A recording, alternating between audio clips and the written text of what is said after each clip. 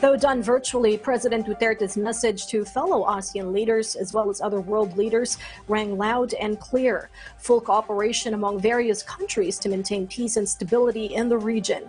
Menelas Moras gives us an update on what was talked about in the virtual meetings that the chief executive attended.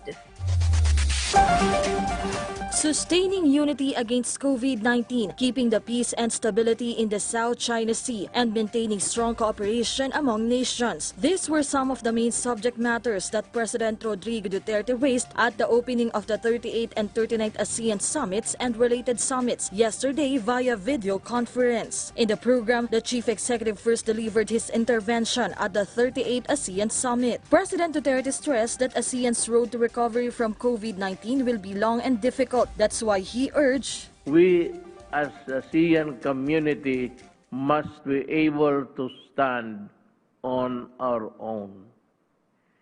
Hence, I urge the ASEAN Secretariat to expedite vaccine procurement.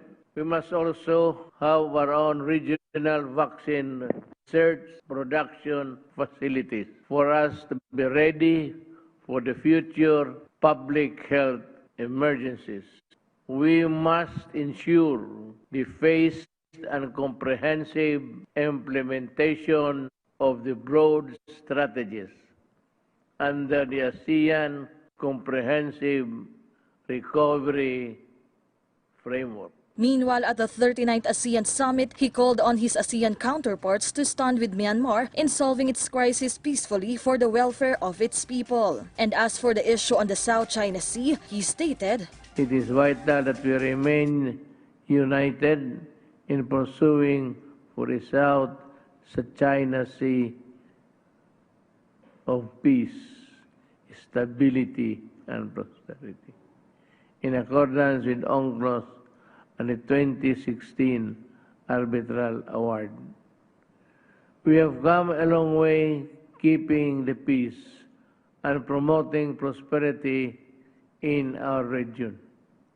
We must not allow those with divergent interests to make our efforts fail.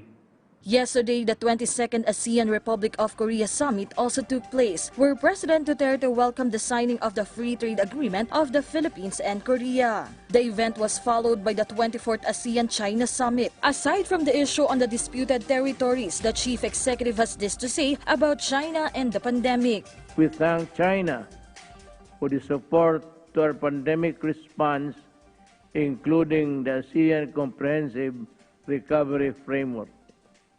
For some countries stockpiled life-saving vaccines, China quickly came to our aid, demonstrating its commitment to make vaccines global public goods. And for this, we are deeply grateful. And at the 9th ASEAN United States Summit, where for the first time the ASEAN leaders have met U.S. President Joe Biden, President Duterte noted the long-standing relations between ASEAN and the U.S. We need to sustain political dialogues, economic engagements, and the socio-cultural ties to further solidify ASEAN-U.S. strategic partnership and steer it with purpose to achieve common objectives. Menelas Moras for the Nation.